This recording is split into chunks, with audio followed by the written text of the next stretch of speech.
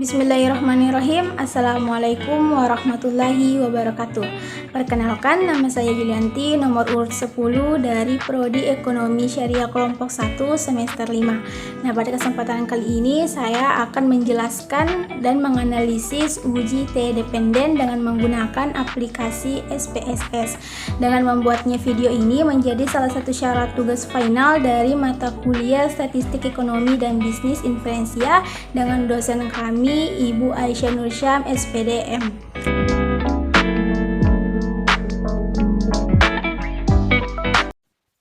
Baik, ini adalah uji TE dependen, yang dimana uji TE dependen ini seringkali disebut sebagai paired sample test. Sampel dependen dapat diartikan sebagai sebuah sampel dengan subjek yang sama namun mengalami dua perlakuan sebelum dan sesudah dilakukan sebuah treatment. Kemudian dasar pengambilan keputusan atau dasar pengambilan untuk mengambil kesimpulan, jika nilai signifikansinya itu lebih kecil dari taraf signifikan 0,05, maka terdapat perbedaan. Begitupun dengan sebaliknya, jika nilai signifikansinya ini lebih besar dari 0,05, maka tidak terdapat perbedaan. Nah, kita ngambil contoh uji TE dependen yang akan saya analisis di aplikasi SPSS. Itu seorang peneliti ingin mengetahui apakah ada perbedaan kinerja keuangan Bank Syariah Indonesia pada masa pandemi COVID-19 antara kinerja keuangan Bank Syariah Indonesia setelah pandemi COVID-19. Penelitian ini mengumpulkan 15 sampel pegawai Bank Syariah Indonesia dengan taraf signifikan yang digunakan adalah 5% atau 0,05. Ini adalah sampelnya dan data-datanya. Kemudian kita akan analisis melalui aplikasi SPSS. Nah, kita akan masuk kepada aplikasi SPSS. Nah, di sini aplikasi SPSS ini ada data view dan variable view. Yang kita lakukan pertama adalah variable view, memasukkan namanya, kemudian labelnya. Yaitu dalam aplikasi SPSS ini tidak menggunakan spasi, tetapi menggunakan penghubung atau tanda garis. Kita mulai di sini, saya tulis masa pandemi.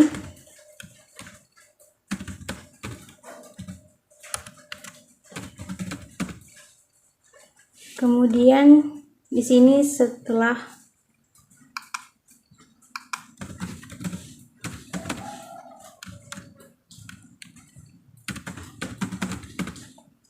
kita lihat ini desimalnya kita ubah aja jadi 0.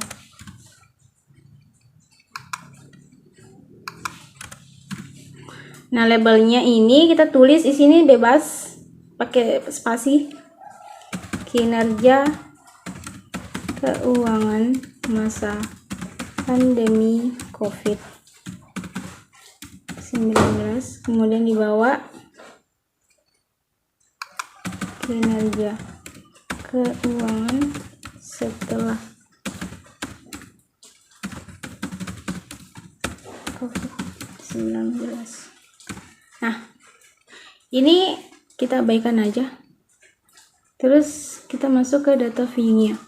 Nah, data view-nya ini sudah ada variabel X, variabel Y. Kita maka masukkan data untuk variabel X-nya dan Y-nya. Saya sudah persiapkan di Excel, kita sisa copy saja.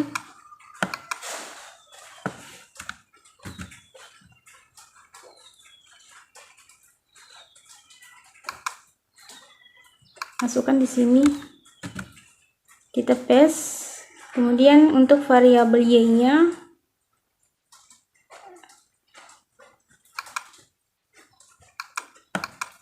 kita copy.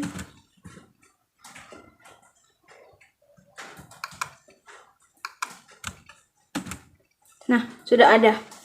Jadi kita akan menguji uji TE dependen, apakah ada perbedaan atau tidak ada. Maka kita akan masuk ke analyze. Kemudian kita akan masuk compare means. Kemudian kita tekan paired sample TTS karena uji TE dependen itu sama dengan paired sample TTS yang saya sebutkan tadi di awal. Nah, setelah itu kinerja masa COVID masa pandemi itu variabel pertama, kemudian ini kinerja setelahnya itu di variabel kedua. Kemudian kita tekan OK sambil menunggu datanya.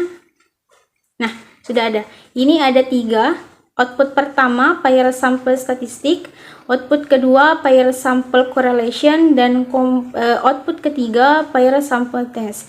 Nah, kita lihat output pertama. Pair sample statistik, yang dimana hasilnya ini diperlihatkan ringkasan statistik deskriptif dari kedua sampel atau data kinerja keuangan masa pandemi COVID-19 dan setelah pandemi COVID-19. Kita lihat minnya 55,00, kemudian kinerja keuangan setelah pandemi 71,73. Dan ini N-nya sampelnya 15, standar defisiensinya masa pandemi 15,119, setelah pandemi COVID 7,658, dan standar errornya 3,904, dan setelah pandemi 1,977. Nah, kita lihat pair sample correlation. Di sini sampel ini adalah hasil korelasi atau hubungan antara kedua data atau variabel, yakni variabel kinerja keuangan masa pandemi dan setelah pandemi. Jika dilihat dari signifikansinya 0,653, jika mengambil dasar kesimpulan yaitu keputusan dalam uji korelasi, yakni jika signifikansinya itu lebih besar dari 0,05, maka identifikasinya tidak ada hubungan. Kita lihat 0,653 lebih besar dari 0,05, maka tidak ada hubungan antara kinerja keuangan setelah kinerja keuangan masa pandemi dan setelah pandemi. Nah, kemudian kita lihat dari output yang terakhir, output ketiga. Output ini paling penting karena memberikan gambaran atau tidaknya perbedaan kinerja keuangan masa pandemi dan setelah pandemi. Kita lihat ini, kita lihat berapa signifikansinya, ada 0,01. Nah, ini adalah akan menjadi cuan untuk mencari kesimpulannya. Kita sudah rangkum di Word menjadi dasar kesimpulan. Nah, ini ada kesimpulannya. Tadi minnya itu pada output pertama kita bisa lihat 55,00 pada masa pandemi, kemudian setelah pandemi 71,73. Kemudian standar defisiensi 15,119, kemudian 7,658. Rata-rata kinerja keuangan masa pandemi COVID-19 adalah 55,00 dengan standar defisiensinya itu 15,119 dan standar errornya 3,904. Rata-rata kinerja keuangan setelah pandemi COVID-19 adalah 71,73, standar defisiensinya itu ada 7,658 dan standar errornya itu 1,977. Terlihat dari nilai min perbedaan ini adalah tadi di output terakhir yang paling bawah itu ada min 16,733, kemudian standar defisiensinya itu 16,060, kemudian beda standar errornya itu ada 4,147. Kemudian ini tadi signifikansinya 0,001 dan sampelnya ada 15. Kemudian berdasarkan kesimpulannya, kita bisa simpulkan bahwa hasil uji statistik diperoleh nilai signifikansinya lebih besar sebesar dari 0,01 dan pada alfa 5% atau 0,05 terlihat signifikansinya itu lebih kecil daripada alfa. Jadi signifikansinya lebih kecil daripada alfa ya, 0,05. Dengan demikian H0 ditolak dan H1 diterima. Apa artinya? Artinya ada perbedaan yang signifikan antara kinerja keuangan pandemi dan setelah pandemi COVID-19. Nah, itu dari uji T dependent. Kita bisa lihat di sini bahwa tadi contoh dari soalnya itu ada perbedaan ya guys.